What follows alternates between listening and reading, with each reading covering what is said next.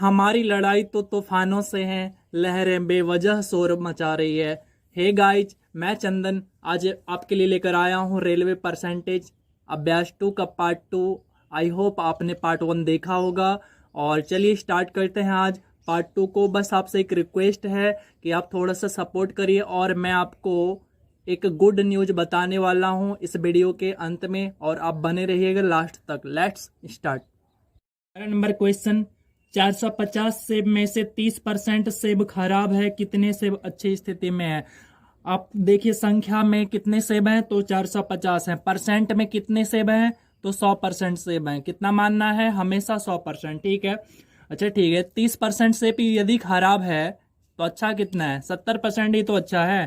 तो आप क्या करेंगे, 450 का निकाल लीजिए कितना परसेंट, तो इसका निकाल लीजिए आप 70%। 70% मतलब 70/100, और उसी को छोटा करेंगे तो 7/10। बात देखिए, इसको कट कर लीजिए और आपका आंसर आ जाएगा 315।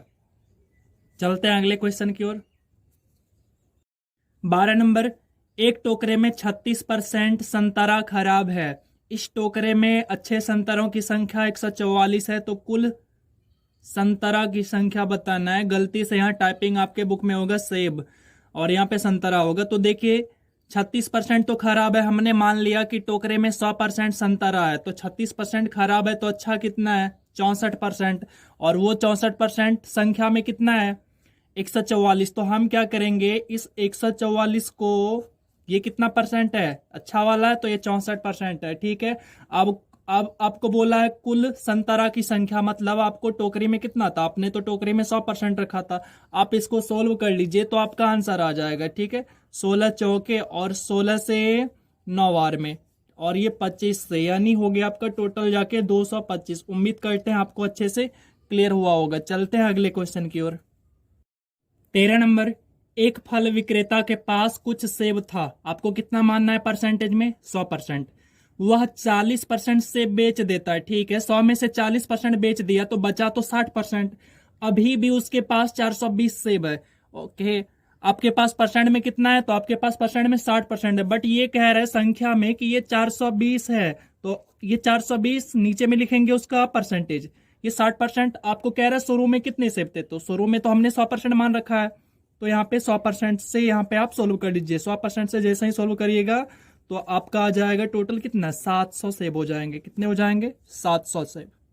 14 नंबर सवाल, यदि ए का वेतन बी के वेतन से 50% अधिक है, तो यहां देखिए सबसे पहले से शब्द किसके साथ, कंपेयर किसके साथ हो रहा है? बी के साथ। तो हम बी को मान लेंगे, अपने मन से मान लेंगे 100%। हमने मान लिया बी का वेतन 100% है, तो बी के वेतन से ए का वेतन कितना अधिक होना चाहिए? 50% अधिक। तो देखिए यहाँ पे आप देखेंगे तो यहाँ पे ए का वेतन बी के वेतन से 50% अधिक है। ठीक है, अब इसको आप चाहे तो छोटा कर लीजिए, नहीं तो इतना ही रहने दीजिए, कोई प्रॉब्लम नहीं है। चलते हैं आप सवाल में। अब क्या है आपसे, बी का वेतन ए के वेतन से कितना प्रतिशत कम है? ए के वेतन से देखिए कितना कम है? 50 कम है, 50 कम है। ठीक है, किसके वेतन से? तो आपसे कह रहा है बी का वेतन ए के वेतन से, तो से वाला कहां, जिसके साथ से बढ़ रहे उसको नीचे रखिए, और अब प्रतिशत बोला है तो 100 से गुना कर दीजिए। कम बोला था तो 50 कम है, ये तो दिख रहा है मुझे। अब इसको सोल्व कर लीजिए और आपका आंसर आ जाएगा। तो ये 3,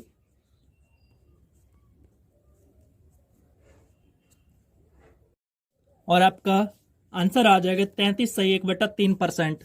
ये हो गया आपका आंसर। 15 नंबर सवाल देखिए, यदि रहीम श्याम से 25% अधिक कमाई करता है। आपको ये बात लिखना पड़ेगा। कैसे लिखेंगे? देखिए हमने यहाँ पे राम लिख रखा है तो कोई फर्क नहीं पड़ता, आप इसको श्याम समझिए। तो देखिए मान लीजिए ये श्याम है, अब श्याम से बोला है तो से जिसके साथ रहे, जिसके साथ कंपेयर है, यानी जिसके साथ तुलना है, उसको 100 मानना पड़ेगा। 100 मान लिया हमने।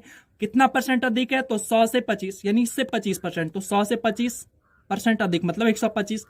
अब इसको छोटा करना चाहे तो आप छोटा कर सकते हैं, नहीं तो ऐसा ही सोल्व करिए। अब आते हैं सवाल पे। श्याम रहीम से कितने प्रतिशत कम कमाई करता है? यहां तो कम तो दिख रहा है, कम दिख रहा है। कितना परसेंट कम? 25%। ये 25 कम हो रहा है। और श्याम, ये रहीम से बोला है तो से वाला नीचे आएगा, मतलब 125 आना है नीचे। प्रतिशत बोला तो सोल्व कर लीजिए अब इसको आप। तो सोल्व करेंगे तो ये आपका आ जाएगा 20%। कितना आ जाएगा? 20% आ जाएगा। ठीक है, उम्मीद करते हैं आपको समझ में आया होगा। 16 नंबर सवाल, ए बी से 10% ज्यादा प्राप्त करता है। बी से शब्द किसके साथ है? बी के साथ। तो बी को माने 100%। कितना परसेंट ज्यादा? तो 10। तो हमने मान लिया। अब देखिए, अब आपसे क्या आ रहा है, ये हो गया 110। ठीक है, तो यहाँ पे देख सकते हैं 10% ज्यादा है। 100 का 10% 10 ही होता है, तो 10 जोड़ दिया।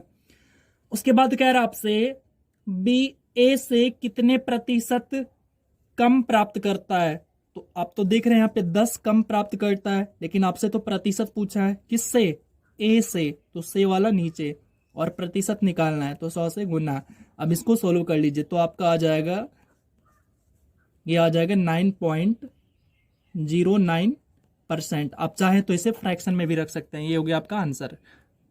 17 नंबर देखिए, एक निश्चित मद के मूल्य में 15% की वृद्धि होती है यदि उपभोक्ता उस मद पर अपना व्यय पहले जितना ही रखना चाहे, तो उस मद की खपत कितने प्रतिशत कम करनी चाहिए। तो देखिए, हमने मान लिया कि पहले जो वो वृद्धि से पहले जो उसका व्यय था वो कितना था, तो ये 100% हमने मान लिया। ठीक है, अब देखिए, वृद्धि होके यही चीज 100%, कितना परसेंट वृद्धि होता है? तो 15% का वृद्धि होता है। मतलब ये अब 115 में चेंज हो गया है। ये बात समझ में आया? अब देखिए, अब क्या रहा है कि कितना परसेंट कम करना होगा। तो यहां आप देखिए, अभी बढ़ कितना गया है? 100 से कितना बढ़ गया है? तो 100 से तो ये 15 बढ़ गया है। ठीक है, अब कम जब करेंगे तो हमें कितना से कम करना पड़ेगा? हमें 115 पर कम करना पड़ेगा। ठीक है, तो बट्टा में 115 रखेंगे। आपसे पूछा है प्रतिशत, तो प्रतिशत के लिए 100 से गुना। अब इसको सोल्व करिए तो हमारा आंसर क्या आ जाएगा? ये आ जाएगा 13 सही 1/23। आप इसको सोल्व करिए, 23 हो गया, और इसको कन्वर्ट करिए, ये हो गया हमारा आंसर। अगला सवाल देखिए, यदि तेल की कीमत में 30% की वृद्धि होती है। हमने माना तेल की कीमत पहले 100 थी, अब कितना हो गया? 100 से 130 हो गया, यानी 30% की वृद्धि होती है। तो एक परिवार तेल के उपभोग में कितनी परसेंट की कमी करनी चाहिए जिससे कि खर्च वही रहे। अब देखिए, यहां पे है 100% रेट था, अब 130%, यानी 100 रुपए था तेल का कीमत, अब 130 रुपए। ऑब्वियस सी बात है, जब रेट बढ़ेगा तो घर का जो खपत है वो धीरे धीरे कम करना स्टार्ट करेगा ताकि खर्च ना बढ़े। तो अब वो कैसे कम करेगा? देखिए, रेट कितना, क्या रुपया बढ़ा है? 30 रुपया। हालांकि ये रुपए में नहीं है, मैं बस बोल रहा हूं आपको समझाने के लिए। कितने पर परिवार जो अपने खर्च को कम करेगा? कितने रुपए से? नया रेट जो अभी बना है उस पे कम करेगा ना, तो 130 बटा में 130। आपसे पूछा है प्रतिशत, प्रतिशत के लिए 100। अब इसको आप सोल्व कर लीजिए, ये हो गया, तो ये 300/13। इसको आप चाहें तो पूर्णांक में लिखिए, डेसिमल में लिखिए, ये हो गया आपका आंसर, इतना परसेंट हो गया। 19 नंबर सवाल, चीनी के मूल्य में 20% की वृद्धि होती है। मान लीजिए आप पहले शुरू में 100% चीनी का यूज करते थे और उसके रेट में क्या हो गया? वृद्धि हो गया। यानी 100 रुपए का चीनी यूज करते थे, अब वृद्धि होकर 120 रुपए में उतना ही चीनी आने लगा। तो अब क्या? यदि व्यय को बढ़ने ना दिया जाए, यानी व्यय वो बढ़ना नहीं चाहिए। ठीक है, यानी खर्च हमारा ज्यादा पैसा नहीं लगना चाहिए, तो खपत की कमी और मूल खपत में अनुपात, पहले तो कमी निकाल लेते हैं। तो कमी कितना करना पड़ेगा हमें, मतलब हमें कितना कम चीनी यूज करना पड़ेगा। ठीक है, तो यहां पे देखिए, अभी तो हम 20 रुपए का एक्स्ट्रा ले रहे थे, यानी रेट 20 रुपए एक्स्ट्रा बढ़ा है, तो हमें कम करना है कितने से? नया वाला रेट 120 से। प्रतिशत चाहिए तो प्रतिशत निकाल लीजिए, तो ये सोल्व होके आएगा आपका 50/3%। आएगा ना? बिल्कुल आएगा। अब आपसे ये कह रखा कि आप तो इतना कमी किए हैं, ठीक है, आपने इतना चीनी का कमी किया है, बट आपको क्या करना है? ये वाला कमी 50/3, और आपको अनुपात निकालना है, यानी अनुपात निकालना है। ये जो पहले तो हम 100% यूज करते थे, 100 रुपए का चीनी यूज करते थे, तो इससे आपको अनुपात निकालना है। तो आप इसका अनुपात निकाल लीजिए, तो आप इसको सोल्व करिए। तो देखिए, 50 से कितने टाइम्स? 2 टाइम्स। और अब इसका अनुपात निकालिए, क्रॉस मल्टीप्लाई हो गया, तो ये आपका अनुपात आएगा 1:6। उम्मीद करते हैं आपको अच्छे से समझ में आया होगा। चलते हैं अगले क्वेश्चन की ओर। आप में से किसी ने यदि ये अनुपात निकालना नहीं सीखा तो चलिए मैं एक बार फिर से बता देता हूं। देखिए यहाँ पे क्या करेंगे हम, ये 50/3 है ना, अनुपात निकालना मतलब बटा देना, यानी बटा मतलब भाग, तो लीजिए 100 से भाग देना है, नहीं कुछ तो बटा 1 लिख ही सकते ना। अब देखिए इसको लिखिए आप 50/3 और ये वाला नीचे वाला भाग पलट के यानी चेंज हो जाएगा गुना में और ऐसे लिखा आएगा, आपको पता होगा। अब आप इसको सोल्व कर लीजिए, इसको सोल्व करेंगे तो आपका ये चीज आ जाएगा। उम्मीद करते हैं आपको समझ में आया होगा। चलते हैं अगले क्वेश्चन की ओर। 20 नंबर सवाल देखिए, यदि ए की आय बी की आय से 25% कम है, कंपेयर हो रहा है बी से, तो बी को मैंने 100 मान लिया। अब कम है, 100 से कम होगा, मतलब 25% कम मतलब 100 से कम, तो ये 75 हो गया। ठीक है, अब देखिए सवाल, अब कह रहा ए की आय से, यानी से वाला नीचे आना चाहिए, ए वाला नीचे आना चाहिए, तो नीचे कितना 75 आएगा। ठीक है, ए की आय से बी की आय कितने प्रतिशत अधिक है। आप यहां पे देख रहे हैं कितना अधिक है, 25 अधिक है। आपसे प्रतिशत पूछा है, प्रतिशत मतलब 100।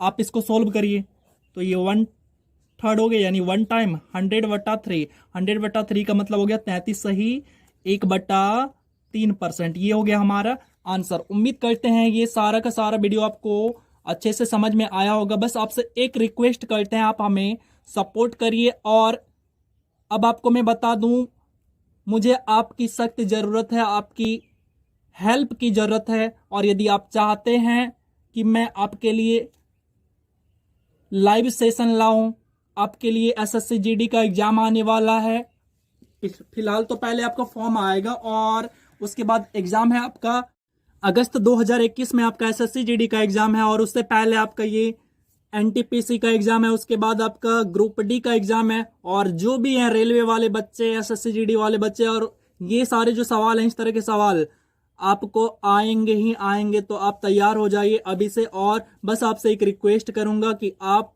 यदि हमारी कुछ हेल्प कर सकते हैं तो मैं अगली वीडियो में बताऊंगा कि आपको मेरी कैसी हेल्प करनी होगी। फिलहाल तो आप हमारा हेल्प करिए, शेयर करिए, ज्यादा से ज्यादा इसे शेयर करिए, और थोड़ा सा ज्यादा सपोर्ट की जरूरत है हमें।